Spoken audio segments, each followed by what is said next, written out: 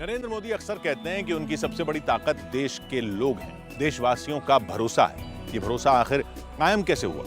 नरेंद्र मोदी के काम से, उनके बनाए प्रतिमान से। नरेंद्र मोदी बड़ी और विकट समस्याओं का सरल समाधान करते हैं। संघ और बीजेपी के लिए काम करने के दौरान कई बार नरेंद्र मोदी ने हिंसक घटनाओं को अपनी सूझबूझ से टाल दिया था। आज भी नरेंद्र मोदी के कई साथी साल 1984 की जन्माष्टमी को याद कर भावुक हो जाते हैं। तब रामकाज में जी जान से जुटे नरेंद्र मोदी ने भगवान कृष्ण के लिए भी एक बड़ा अभियान छेड़ा था।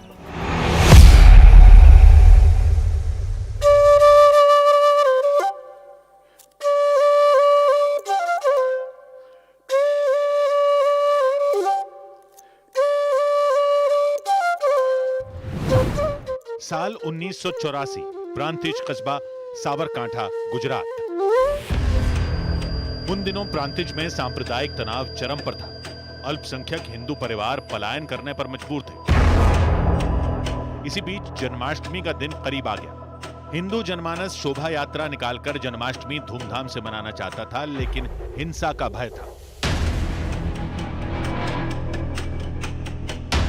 साबरकांठा के लोगों ने इससे बचने के लिए अहमदाबाद का रुख किया। अहमदाबाद में सब नरेंद्र मोदी से मिले। साबरकांठा से आए लोगों ने जब समस्या उन्हें सुनाई तो नरेंद्र मोदी ने प्रांतिज जाने का फैसला लिया।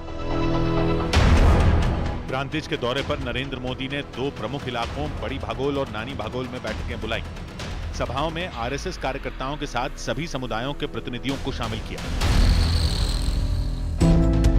बैठकों में नरेंद्र मोदी ने स्पष्ट संदेश दिया, जन्माष्टमी की शोभा यात्रा भव्य अंदाज में निकाली जाएगी, शांति से निकाली जाएगी। सभी वर्ग, सभी जाति, सभी संप्रदाय के लोग इसमें शामिल होंगे। नरेंद्र मोदी ने प्रांतिज में लोगों को यह एहसास कराया कि समस्या का समाधान एकता में है।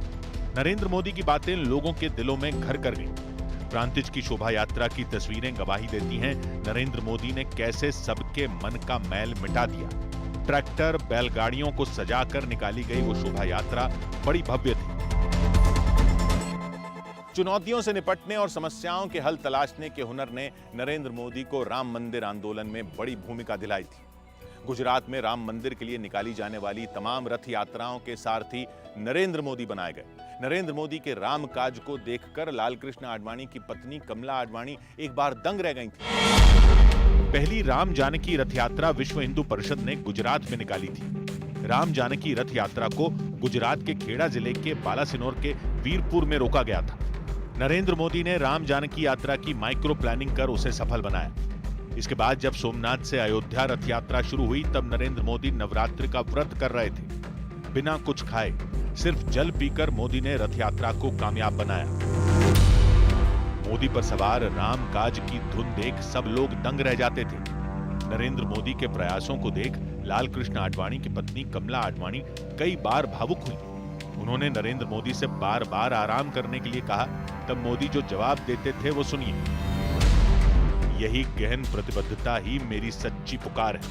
ये मेरा वास्तविक जीवन है और मैं इसका आनंद लेता हूं। रामकाज में नरेंद्र मोदी को कितना आनंद आता था उसकी एक झलक 1991 में दिल्ली के बोट क्लब में दिखी थी। वहां विश्व हिंदू परिषद का आयोजन था। नरेंद्र मोदी एक वॉलंटियर बन राम के काम में आए थे। नरेंद्र मोदी साधु संतों से आशीर्वाद ले रहे थे। तब उन्होंने साध्वी रितंभरा से बातें की थी। साध्वी रितंभरा आज भी उन यादों को संजोकर अपने साथ रखती हैं।